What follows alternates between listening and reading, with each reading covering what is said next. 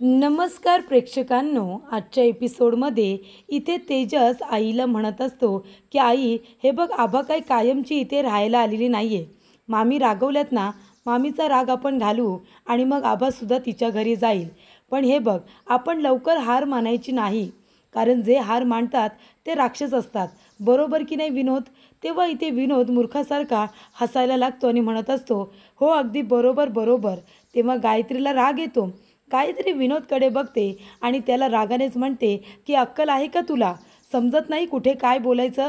तेव्हा इथे विनोद लगेच गायत्रीला घाबरून गप्प बसलेला असतो. त्यानंतर प्रेक्षकांनो, इथे तेजस म्हणत असतो, आई तू अजिबात काळजी करू नको.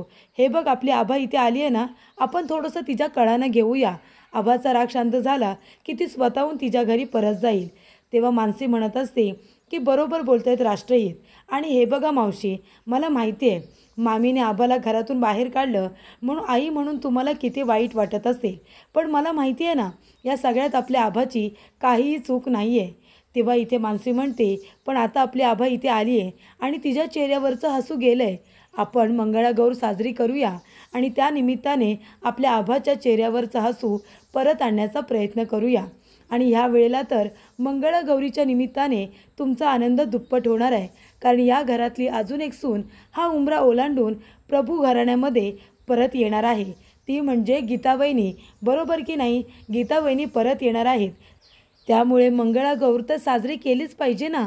आणि हे बघा गायत्री वहिनी, तुम्ही किती आणि काही म्हणालात ना, तरीसुद्धा प्रभू घराण्यातील मंगळागौरचा मुहूर्त टळू शकणार नाही. मंगळागौर काही झाली तरीसुद्धा साजरी होणारच आणि गीतावहिनी उद्या घरी येणार म्हणजे येणार. तर प्रेक्षकांनो, इथे मानसी गीताजवळ फोनवरती बोलत असते. मानसी म्हणत असते की भास्कर प्रभू यांची 100वी जयंती खूपच छान पद्धतीने साजरी झाली. तुम्ही यायला हवं होतं गीतावहिनी. तेव्हा इथे गीता म्हणते, हो ना गं, मी आले असते तर बरं झालं असतं, पण ह्या कामानिमित्त मला यायलाच नाही जमलं गं. पण मी बाहेरून तरी नमस्कार केला असता तर बरं झालं असतं ना फोटोला. तेव्हा मानसी म्हणते, नाही अजिबात नाही. आता बाहेरून तुम्ही फोटोला नमस्कार करायचा नाही, तर आपण सगळे सण दोघीजणी मिळून आता घरामध्ये साजरे करायचे. मी तुमच्या आतुरतेने वाट बघते. मंगळागौरला तुम्ही यायचं आणि इथे घराचा उंबरा ओलांडायचा आणि त्यानंतर जन्माष्टमी, जे काही प्रत्येक सण येतील ते आपण दोघीजणी मिळून साजरे करायचे. तेव्हा गीता म्हणत असते, अगं पण मी तिथे आले तर गायत्री वहिनी तुला त्रास देतील त्याचं काय? तेव्हा मानसी म्हणत असते, पण तुम्ही आलात तर मला बळसुद्धा मिळेल ना. त्याच्यामुळे आपण गायत्री वहिनींचा विचार करायचा नाही, तुम्ही यायचं म्हणजे यायचं. तेव्हा इथे प्रेक्षकांनो, आता गीताला रडायला येतं. ती खूप इमोशनल होते आणि तिकडून काही बोलतच नसते. तेव्हा मानसी फोन आता सूरजकडे नेऊन देते. तेव्हा सूरज इथे म्हणत असतो, गीता काय झालं? आणि इथे गीता रडत असते हे त्याच्या लक्षात येतं. तेव्हा सूरज म्हणतो की गीता, मानसीची खूप इच्छा आहे की तू घरी परत यावं. ते काहीतरी म्हणतात ना, मॅनिफेस्टा का काय. तेव्हा इथे सूरज आणि बाकीचे सगळेसुद्धा हसायला लागतात. तेव्हा गीताही हसते आणि म्हणते, सूरज अहो मॅनिफेस्टा नाही हो, मॅनिफेस्टेशन बोलतात त्याला. तेव्हा इथे सूरज म्हणतो, मला माहिती आहे की मी चुकीचा शब्द बोललो की तुला हसायला येतं, तुझ्या चेहऱ्यावरती हसू यावं म्हणून तर मी चुकीचा शब्द बोललो ना. तेव्हा इथे तेजस मानसीला म्हणतो, बघा तुमच्या चेहऱ्यावरती हसू यावं म्हणून मी सुद्धा सतत चुकत असतो. तेव्हा इथे सूरज म्हणत असतो की तुझ्या चेहऱ्यावरती असंच हसू यावं ना म्हणून मी आयुष्यभर चुका करायला तयार आहे. तेव्हा गीता म्हणत असते, नाही नको सूरज, अहो आतापर्यंत तुम्ही काही कमी चुका केल्यात का? अजून काही चुका करू नका. तेव्हा सूरज म्हणतो, गीता. तेव्हा गीता म्हणते, सॉरी सूरज. तर इथे सूरज म्हणत असतो की गीता, मला असं वाटतंय लवकर तू घरी यावं. तेव्हा तेजस म्हणतो, लकी चांप, मला असं वाटतं की आपण दोघांनी आता जावं, कारण इथे सूरजदादाचा आवाज बघा ना किती प्रेमळ झाला आहे, म्हणजे ओलावा आला आहे ना त्याच्या घशाला. तेव्हा चला या दोघांना आपण एकटं सोडूया, आपण दोघेजणं जाऊया. तर प्रेक्षकांनो, इथे गायत्री एका व्यक्तीला फोन करते आणि म्हणत असते की हे बघा, तुम्हाला पैसे पाठवलेत आणि ॲड्रेससुद्धा पाठवला आहे, तर तुम्हाला आता दिलेलं काम पूर्ण करायचं आहे. कळलं तुम्हाला? गायत्रीने कुणाची तरी सुपारी परत दिलेली असते. त्यानंतर प्रेक्षकांनो, त्या ठिकाणी विनोद आणि छाया दोघेजण आलेले असतात. तेव्हा छाया म्हणत असते की दीदी, तुला काय वाटतं गं, ती मानसी खरोखर त्या गीताला या घरामध्ये परत घेऊन येईल का? तेव्हा इथे गायत्री म्हणत असते की स्वप्न स्वप्न बघते ती, तिला काय करायचं आहे ते करू देत. त्यानंतर प्रेक्षकांनो इथे मानसी म्हणत असते की एकदा का गीताबाईनी या घरामध्ये परत आल्या आणि या घरातील संकट मी बाजूला केली, हे घर वाचवलं की मग मी जायला मोकळी. तेव्हा प्रेक्षकांनो इथे मानसी आता असं बोलते तेव्हा तेजसला आठवतं इथे मानसी म्हणालेली असते की या घरातले संकट बाजूला करण्यासाठी, हे घर वाचवण्यासाठी आणि गीता वहिनीला या घरामध्ये परत आणण्यासाठी मी इथे आली आहे. हे एकदा का मी सगळं केलं की मी इथून जाणार, मी इथे राहणार नाही आहे, मी हे घर सोडून निघून जाणार, असं आता मानसी म्हणालेली असते. तेव्हा तेजसला इथे आता सगळे ते क्षण आठवतात, त्यांचं लग्न आठवतं, पण इथे 7 फेरे त्याला उलटे फिरताना दिसतात, मंगळसूत्र घालताना नाही तर काढताना दिसतं. म्हणजे त्याला असं वाटत असतं मानसी मला सोडून गेली की माझं लग्न तुटलं. त्यानंतर प्रेक्षकांनो इथे आता तेजस आपल्या मनामध्ये म्हणत असतो की गीताबाईंनी या घरामध्ये येणार आहे, त्या गोष्टीचा आनंद आहेच, पण मला भीती वाटते की लकी चार्म तुम्ही मला सोडून जाल. तेव्हा इथे मानसी आता थांबलेली असते त्याच्यासाठी. ती म्हणते काय झालं, कसला विचार करताय, चला जाऊया. तेव्हा इथे तेजस म्हणतो हो, आणि तो आता मानसीकडे बघतच चालत असतो. तेव्हा येत असताना त्याला आता ठेच लागते आणि तो पडणार. तेवढ्यातच इथे मानसी त्याला सावरते म्हणते तेजस, अहो काय आहे, तुम्हाला बघून चालता येत नाही का, आता तुम्ही पडला असतात ना. तेव्हा इथे तेजस तिला म्हणतो तुम्ही आहात ना मला सावरायला आयुष्यभर. तेव्हा मानसी त्याच्याकडे बघत राहते आणि ती लगेचच तिथून निघून जाते. त्यानंतर प्रेक्षकांनो इथे तेजस मानसीकडे खूपच जास्त प्रेमाने बघत असतो. तर इथे तेजस मार्केटमधून आलेला असतो. इथे मंगळागौर असल्यामुळे सजावटीचं सामान, पूजेचं सामान जे काही हवं असतं ते सगळं तेजस घेऊन आलेला असतो. आणि तो येत असताना त्याने एक खास पिशवी आता कुणासाठी तरी आणलेली असते. तेव्हा इथे छायाला तेजसचा जोरात धक्का लागतो आणि छाया खाली जोरात पडते, तिच्या हाताला लागतं. ती म्हणत असते आई आई ग. तेव्हा तेजस म्हणतो आई आई ग, तुला बघून चालता येत नाही का ग छाया, कुठे लक्ष कुठं असते तुझं. तेव्हा इथे छाया म्हणत असते अरे मी काय करू, मी माझ्याच विचारांमध्ये होते, माझी तंद्री लागली होती, मी विचारात चालत होते म्हणून मला कळलं नाही की तू समोरून आलायस ते. तेव्हा तेजस म्हणतो काय तू विचारात होतीस, आता काय हा तुला नवीन छंद लागलाय विचार करण्याचा. अगं नको करूस ग विचार, जरा मागे पुढे बघून चाल. हे काय केलंस, सगळं सामान सांडलं ना खाली. तेव्हा प्रेक्षकांनो इथे आता मानसी येते आणि म्हणते राष्ट्रहित हे काय बोलताय तुम्ही आणि कसं बोलताय त्यांच्याबरोबर, तुम्ही विसरलात का त्या किती हुशार आहेत त्या, काल त्यांनी आपली किती मदत केली, तुमच्या अक्षरासारखं हुबेहूब अक्षर त्यांनी आपल्याला काढून दाखवलं, हे विसरलात तुम्ही. तेव्हा मानसीने तेजसला आठवण करून दिलेली असते की जर आपल्याला गायत्रीच्या विकनेसपर्यंत पोचायचं असेल तर छायाच तो मार्ग आहे जो आपल्याला काहीतरी हिंट देईल. तेव्हा आपल्याला छायाशी नीट बोलायचं आहे. तेव्हा इथे आता मानसीने असं समजावून सांगितल्यानंतर तेजस म्हणत असतो की अरे हो बरोबर बरोबर, खरंच ग तू किती हुशार आहेस. अरे काल मला माहिती आहे ना छाया, तू तुझ्या हुशारीचं दर्शन मला दिलंस, त्याच्यामुळे खरंच मी तुझा खूप खूप आभारी आहे. माझ्या अक्षरासारखं हुबेहूब अक्षर काढलंस ना तू, त्यासाठी खरंच खूप थँक्यू. तेव्हा इथे आता पडलेल्या वस्तू तो उचलायला जातो. छाया म्हणते अरे काय पाया वगैरे पडतोयस की काय माझ्या. तेव्हा इथे आता तेजस म्हणतो नाही ग पाया पडत नाही आहे तुझ्या, तर इथे सगळ्या वस्तू खाली पडल्या ना त्या मी उचलतोय. तेव्हा इथे आता मानसी म्हणत असते सांगा बरं छायाताई आजचा दिवस का बरं खास आहे. तेव्हा इथे छाया म्हणत असते कारण आज गीता परत येणार आहे असं वाटतं ना तुम्हाला, म्हणून आजचा दिवस खास आहे असं वाटते का तुला. तेव्हा मानसी म्हणत असते फक्त एवढंच नाही, आजच्या दिवशी अजून एक गोष्ट खास घडणार आहे. तेव्हा जरा विचार करा आणि सांगा बरं. तेव्हा इथे छाया म्हणते अजून काय असं खास घडणार आहे गं मानसी, मला नाही कळत आहे, मला नाही आठवत. तेव्हा तेजस म्हणत असतो आत्ताच आम्ही तुला हुशार म्हणालो की नाही, मग आता आठव बरं आठव. तेव्हा इथे आता मानसी म्हणत असते की छायाताई काल मी तुम्हाला म्हणाले होते की तुमच्यासाठी मी तुमच्या आवडीची डिश बनवणार, तुम्हाला जे काही खायला आवडतं ते मी तुमच्यासाठी बनवणार, मी म्हणाले होते की नाही. मग आज मी तुमच्यासाठी तुमची फेवरेट डिश बनवणार आहे, तुम्ही फक्त सांगा तुम्हाला काय खायचं आहे. तेव्हा छाया म्हणते मानसी खरंच तुझ्या ते लक्षात आहे का, तू खरंच माझ्यासाठी इथे माझ्या आवडीचा पदार्थ बनवणार आहेस. तेव्हा इथे मानसी म्हणते बस काय छायाताई, मी फक्त काय बोलायला बोलते का, मी खरंच तुमच्या आवडीचे सगळे पदार्थ बनवणार आहे. तेव्हा इथे जा तुम्ही डायनिंग टेबलवरती बसा आणि फक्त सांगा तुम्हाला काय खायचं आहे, मी लगेच बनवते. तेव्हा इथे आता मानसी त्या सगळ्या पिशव्या वगैरे उचलायला तेजसची मदत करते. तेव्हा तेजस म्हणतो, नाही नको नको, ती पिशव्या हातात घेऊ नका, ही धरा तुम्ही. आणि सॉरी लकी चांप, ते आपल्याला इथे छायाकडून आपल्या गायत्री वहिनींचा विकनेस पॉईंट आपल्याला जाणून घ्यायचा आहे आणि मी उगाचच तिला वाईट साईड बोललो, खरंच सॉरी, पुन्हा असं होणार नाही. तर छाया तोपर्यंत डायनिंग टेबलवरती जाऊन बसलेली असते आणि इथे गायत्री आता तिला तमाशा करायचाच असतो प्रत्येक कार्यक्रमामध्ये. जर कुठल्या कार्यक्रमामध्ये तमाशा झाला नाही तर इथे गायत्रीचं पोटच भरत नाही. त्यामुळे मंगळागौरीसाठी ती आता साडी सिलेक्ट करत असते. साडी सिलेक्ट करत असताना ती स्वतःला ती साडी लावून बघते, तिलासुद्धा खूप आवडते. तेवढ्यात तिथे दिनेश येतो.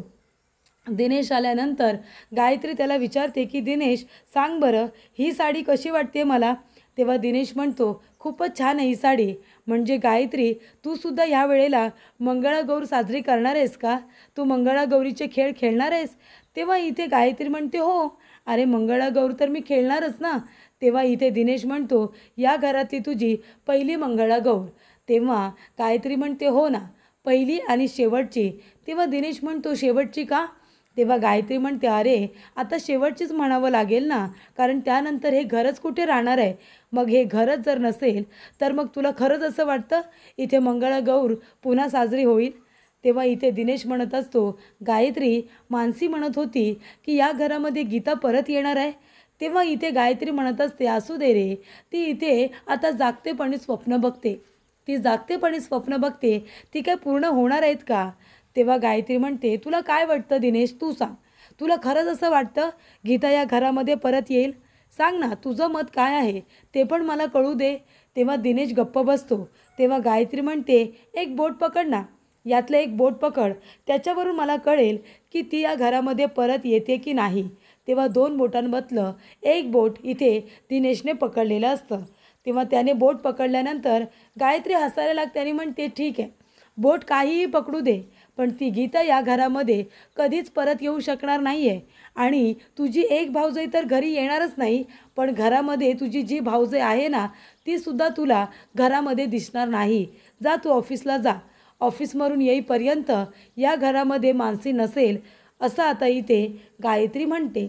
त्यानंतर प्रेक्षकांनो, गायत्रीने छायासाठी बनवलेलं असतं ते म्हणजे मेथीचा पराठा. तर इथे गरमागरम तिच्यासाठी मेथीचा पराठा बनवलेला असतो. तिला ते खूप आवडतं. तेव्हा छाया म्हणते, मानसी थँक्यू सो मच, तू पहिली व्यक्ती आहेस जिने मला विचारलं तुला काय आवडतं आणि ते तू माझ्यासाठी बनवलंस. नाहीतर या घरामध्ये मला कुणीच विचारत नाही गं माझी आवड निवड काय आहे ते, आणि कुणीच काही बनवतसुद्धा नाही. पण तू माझ्यासाठी मेथीचा पराठा बनवलास, त्यासाठी खरंच खूप थँक्यू. तेव्हा मानसी म्हणत असते, छायाताई तुम्ही मला अजिबात थँक्यू म्हणू नका, मी आहे ना या घरामध्ये. तुम्हाला कधीही काहीही खावंसं वाटलं ना, तुम्ही मला सांगायचं, मी तुमच्यासाठी बनवून देणार. तेव्हा छाया म्हणते, खरंच थँक्यू. तेव्हा इथे आता तेजस म्हणत असतो, खरंच पण छाया आहे ना, खरंच खूप चांगली आहे. म्हणजे तिने काल इथे फळ्यावरती हुबेहूब माझ्या अक्षरासारखं अक्षर पण काढलं. तुम्ही दोघीजणी सख्या बहिणी इतक्या एकत्र वाढलात तुम्ही, तरीसुद्धा तुमच्यामध्ये एवढा फरक कसा काय ना, म्हणजे एकत्र लहानाच्या मोठ्या झालात तरीसुद्धा.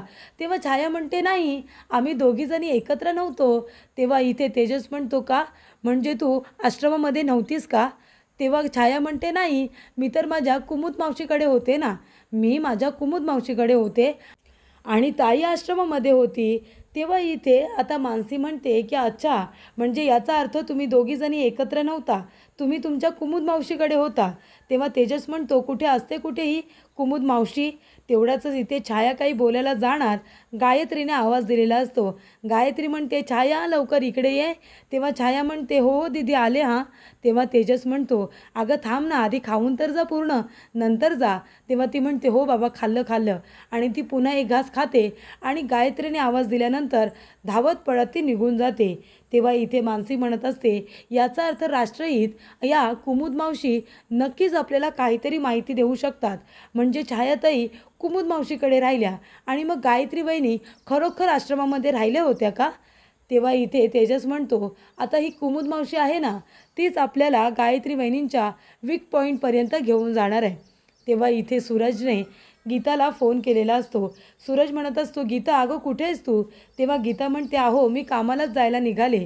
तेव्हा सूरज म्हणतो, गीता मला मान्य आहे की मी खूप चुका केल्यात, पण अगं मानसी तुला मनापासून बोलवते ना, आणि अजूनही तू या घरची सून आहेस, मग तरीसुद्धा तू अजून इथे का आलेली नाही आहेस? हे बघ माझ्या चुका झाल्यात म्हणून तू येणार नाही आहेस का? तेव्हा इथे गीता म्हणते, सूरज अहो तुम्ही शांत व्हा, शांत व्हा. हे बघा आज काहीही झालं ना तरीसुद्धा मी घरी येणार आहे. अहो मंगळागौरसाठी मी येणारसुद्धा आहे आणि मी कायमचीसुद्धा घरी येणार आहे. पण आता हे बघा मला कामाला तर जावं लागेल ना. मी आता कामाला जाते, त्यानंतरला मी लवकर सुटून घरी जाईन, तयार होईन आणि लवकरात लवकर घरी मंगळागौरीचे खेळ खेळायला येईन. मग तर झालं. तेव्हा इथे सूरज म्हणतो, हो ठीक आहे, पण तू लवकर या हां, मी तुझी वाट बघतोय. तेव्हा गीता म्हणते, हो आज मी येणारच आहे. तेव्हा इथे सूरज म्हणतो, आज काहीही झालं ना तरीसुद्धा गायत्री वहिनींच्या समोर आज मी तुझा बायको म्हणून स्वीकार करणार आहे, असं सूरज म्हणतो. त्यानंतर प्रेक्षकांनो इथे तेजसने जे काही सामान आणलेलं असतं ते इथे मानसी आणि सुगंधा दोघीजणी उघडून बघत असतात. तेव्हा ते म्हणत असतात, बघ हे आणलं आहे का, ते आणलं आहे का बघ, काही राहायला नको. तेव्हा फुलं वगैरे सगळी चेक केलेली असतात. तेव्हा तेजस म्हणत असतो, बघा बघा कसे बघतायत सगळेजण सामान, सगळं बाहेर काढून काढून बघतायत. तुम्हाला काय वाटतं आहे, मी इथे प्रत्येक यादीमध्ये तुम्ही जे काही लिहून दिलं होतं ना सगळं घेऊन आलो आहे. मी यादीमध्ये लिहिलेली प्रत्येक गोष्ट आणली, पण तुमचा माझ्यावरती विश्वासच नाही आहे ना, असं वाटते काय राहिलं की काय? तेव्हा सुगंधा म्हणते, मग काय, अरे एखादी गोष्ट राहिली असेल तर लवकर आणायला, तेव्हा आम्ही बघतोय ना. आणि या पिशवीमध्ये काय आहे? तेव्हा तेजस म्हणतो, नाही नाही या पिशवीमध्ये काय ते बघायचं नाही, ह्याच्यामध्ये सामान आहे. तेव्हा सुगंधा म्हणते, अरे सामानच आहे ना, मग दाखव ना आम्हाला. मानसी म्हणते, नाहीतर काय, सामान आहे तर दाखवा, एवढं लपवण्यासारखं काय आहे त्यात? तेव्हा तेजस म्हणतो, याच्यामध्ये माझं पर्सनल सामान आहे, एकदम पर्सनल, आणि जर तुम्हाला बघायचं असेल तर बघा, जरा बघा. तेव्हा मानसी म्हणते, नाही नाही नाही बघायचं आहे मला, ठेवा तिकडे. तेव्हा तेजस म्हणतो, मग कशाला बोलताय, मी आता मोठा झालो आहे, मग मोठा झालो तरी असं वागाल का माझ्याबरोबर? तेव्हा तिथे सूरज येतो आणि म्हणत असतो, सगळं सामान आणलं आहे ना व्यवस्थित? तेव्हा तेजस म्हणतो, जा जा तू पण बघ जा, सगळं सामान आणलं आहे ना? तेव्हा सूरज म्हणतो, नाही नाही माझा तुझ्यावरती विश्वास आहे, तू सगळं सामान आणलंच असशील. बरं चला आता सजावटीला सुरुवात करूया, लवकर लवकर तयारी करूया ना, मंगळागौरीचा मुहूर्त आता लवकरच येईल. आई सांग ना काय काय करायचं आहे? आणि सूरज, हे बघ आजची सगळी तयारी मी करणार आहे हां. तेव्हा इथे मानसी म्हणत असते, सूरज दादा गीता वहिनींजवळ फोन झालाय वाटतं. तेव्हा इथे सूरज लाजायला लागतो. तेव्हा तेजस म्हणतो, बघा बघा आई, अगं ह्याला लाजतासुद्धा येतं गं, दाढी वाढली होती तर कसा लाजतोय हे कळतच नव्हतं, पण आता बघ दाढी वगैरे केले तर लाजतोय ते दिसतंय सुद्धा लगेच. तेव्हा इथे सूरज म्हणतो, आई अगं सांग ना तेजसला.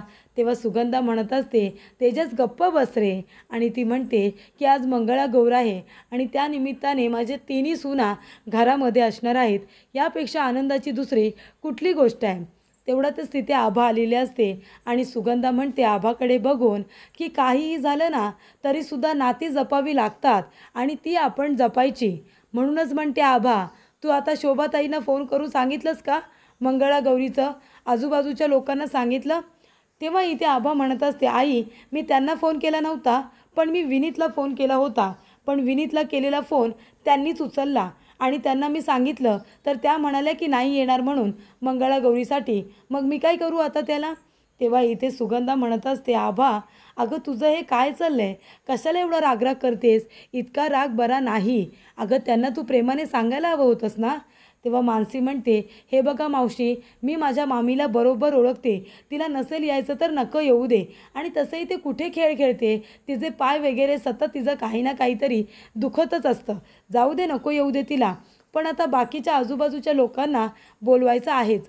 तेव्हा इथे गायत्री म्हणत असते, अरे काय हे मंगळागौर आहे ना आज, आणि अजून तुम्ही फक्त कुणाला बोलवायचं आहे, कुणाला आमंत्रण द्यायचं आहे त्याच्याविषयीच बोलताय, अजून तयारी झालीच नाही आहे तुमची. काय गं तो मानसी, नक्की तयारी होणार आहे ना, मंगळागौर साजरी होणार आहे ना? तेव्हा इथे मानसी म्हणते, हे बघा गायत्री वहिनी, गीता वहिनी येणार म्हणजे येणार. तेव्हा गायत्री म्हणते, हो गं मला माहिती आहे, गीता वहिनी इथे येणार आहे, आणि जर ती नाही आली तर मग मानसी तेजस प्रभू हे घर सोडून जाणार आहे, बरोबर की नाही? आधी गेली होतीस तशी पुन्हा हे घर सोडून तुला जावं लागेल.